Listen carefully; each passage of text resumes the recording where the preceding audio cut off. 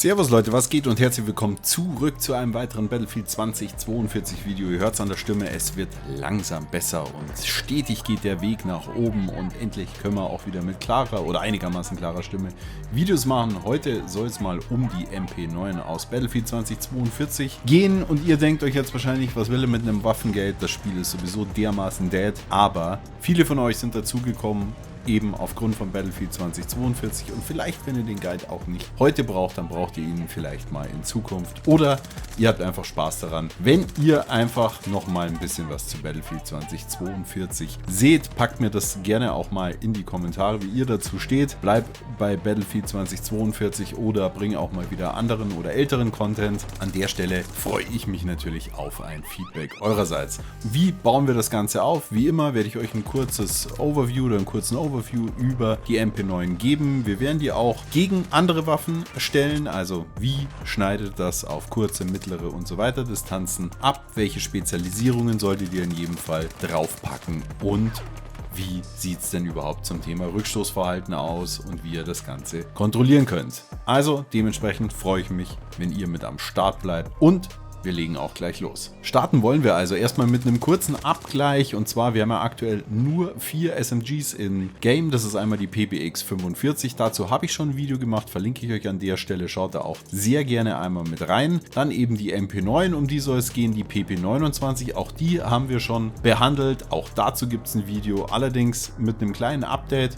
Trotzdem verlinke ich euch auch das an der Stelle, schaut da auch sehr gerne mit rein und die K30, die spare ich mir ganz einfach, weil die völlig out of range ist mit ihrer maximal hohen Feuerrate und naja, dem Schadensmuster ist einfach, vor allem in Kombination mit Extended Mag, schon ein bisschen lächerlich das Teil, also da sehe ich mich nicht, der eine oder andere nimmt die bestimmt mit, nichtsdestotrotz kümmern wir uns heute mal um die MP9 und die kommt eben mit einer 899er Feuerrate um die Ecke. Wie gesagt, die Spezialisierungen schauen wir uns auf jeden Fall im Anschluss noch an. Alle MPs haben so ihr Für und Wider. Die MP9 gehört mit Sicherheit zu den stärkeren MPs. Ich würde die auch gedanklich so nach der K30 einsortieren, wobei die PP29, trotzdem die wesentlich langsamer schießt, auch ein bisschen mehr Schaden rausböllert. Also so schlecht sind die untereinander nicht gebalanced. Nichtsdestotrotz gehört die MP9 auf jeden Fall zu einer meiner Lieblingswaffen. Und um euch das Ganze mal in einem konkreten Beispiel eben sichtbar zu machen, habe ich die ehemalige Meta-MP, die PP29, daneben gelegt und ihr seht schon Damage over Distance, also der blaue Balken ist die MP9 und der grüne die PP29. Da ist die PP29 ein bisschen stärker im Vergleich zur PP9. Auch die MP9 braucht dann entsprechend ein paar mehr Kugeln, wenn wir die 100 Damage rausziehen oder runterziehen wollen.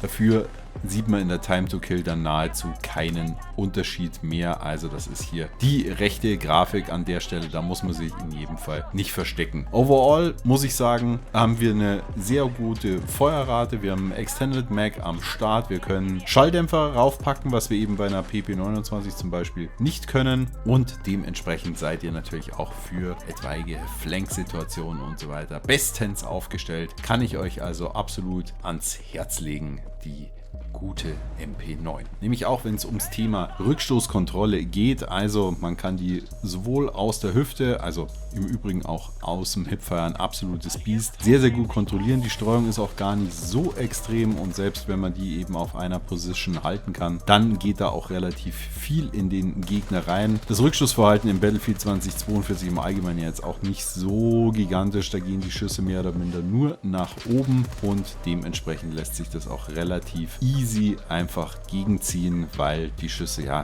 mein Gott, der Rückstoß, der geht vielleicht so leicht rechts weg, aber ihr seht schon, man kann das sehr, sehr gut alles auf einem Punkt halten und dann eben auch kontrollieren und das funktioniert auch sehr, sehr gut sogar auf weitere Distanzen. Also ist nicht nur ein absoluter Nahkampfschredder, was ja auch ein bisschen witzig ist bei so einer MP9, aber so soll es halt auch sein oder gibt halt die Spieldynamik ganz einfach her. Und damit ihr jetzt natürlich noch das Maximal aus der Waffe oder das Maximum aus der Waffe rausholt, schauen wir uns jetzt einmal noch gemeinsam die Spezialisierungen an, beziehungsweise natürlich die Aufsätze in Battlefield 2042. Losgehen tut das Ganze natürlich mit den Visieren. Ich habe einmal ein Holo-Visier dabei, weil ich bei der MP9, warum auch immer, ich bin ja so ein Iron-Sight-Fetischist, würde ich schon fast sagen. Dies mag ich aber bei der MP9 nicht ganz so sehr, also da bleibe ich meistens beim Holo.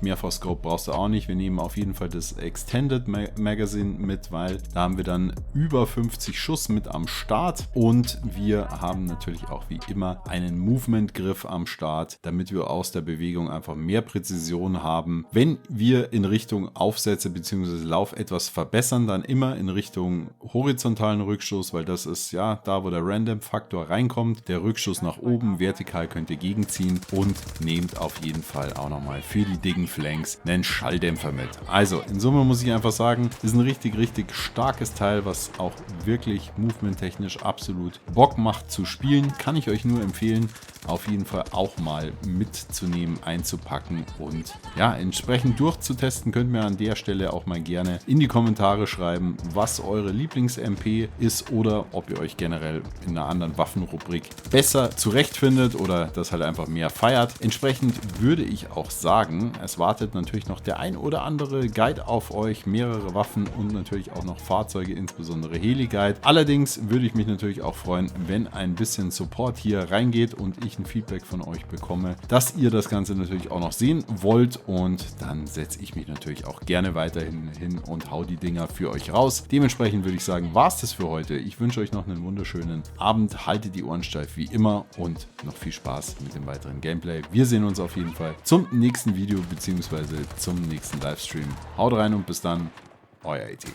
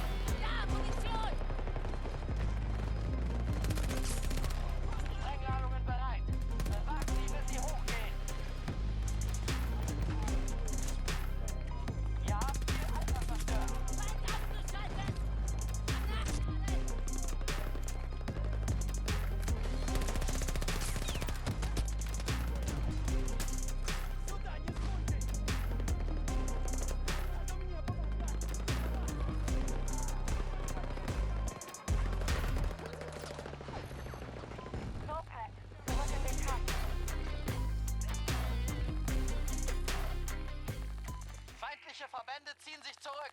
Ausgezeichnete Arbeit.